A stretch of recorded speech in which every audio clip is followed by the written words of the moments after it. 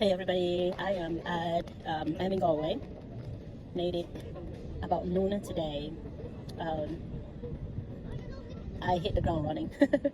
I hit the ground running. I dropped off my stuff at the hotel and I just picked up a guide. I didn't take a tour guide today, so I just picked up um, a pamphlet from the service desk and I just hit the town. There wasn't too many things to see, not because there isn't too many things to see, but there were options for me to take a tour, but I didn't.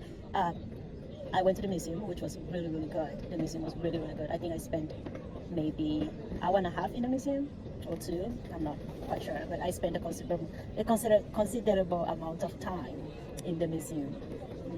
The history is very rich, very, very rich. And I've been getting bits and pieces of the history as I go. So being able to read through it was cool. Um, so the museum was mainly about the IRA, which was the resistance force seeking for the independence of Ireland, and which is now the Republic of Ireland. So basically, what I took away was that the Republic of Ireland got its independence in 1926, 21, 22. So major shift, from what I'm remembering, major shift happened in 1921.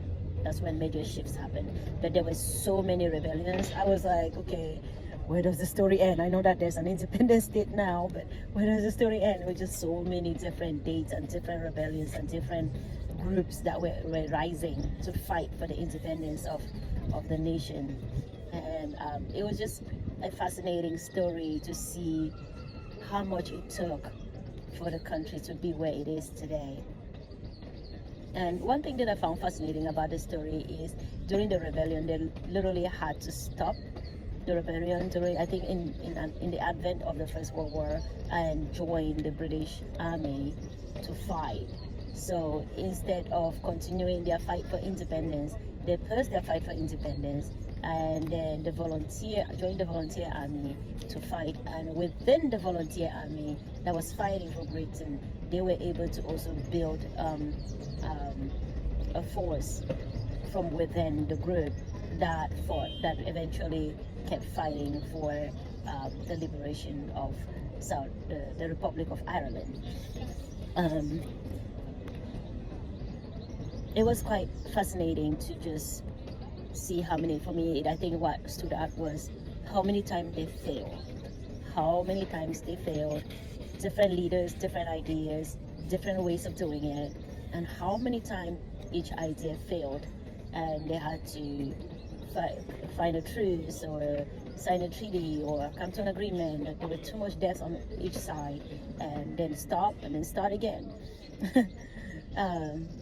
It is definitely an independence that was well fought for. And not only that, just at large application outside of history is just the fact that it takes a lot to get to where we want to be, and sometimes we have to try multiple ideas before we get to where we want to be. So the path to where we want to be is not always straight. I think it's Lincoln that says something about we have to sometimes divert to hit north. Like there's a saying about going to north, and sometimes it's not the straight path that you take to go north. Sometimes you have to go around to get to the north. So so the point where you want to be, or where I want to be, is not going to be a straight path, and the strategy that I take today might not be the strategy that gets me there.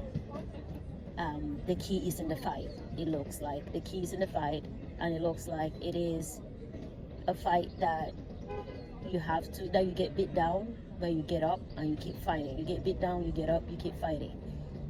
It is almost not about the destination, but about the destination is a vision, and the fight is the mission. Constantly fighting to see if you will achieve this vision that you have.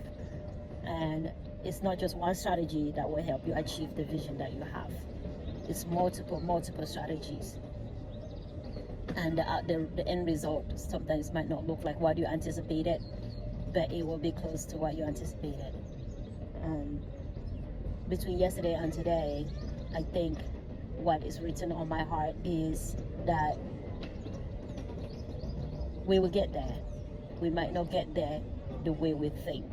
We might not get there the way we are working and planning and strategizing, but we will get there. We will get there, maybe not when we think we will get there, but we will get there. Or you will get there. You will get there. It's a matter of being flexible. It's a matter of me being flexible about how I get there, and not stuck to my ways on how I would like to get there. So it almost feels like everything that is meant to be happens, just not the way we planned it, not just the way we had imagined, not just the way we had prayed, not just the way we thought, but everything that's meant to be eventually comes to pass, but just in different ways. So I'm just saying the same thing using different words, trying to capture what I think is written on my heart as I continue to reflect on this idea. Yeah. Yeah, and I continue on my forgiveness, self-forgiveness,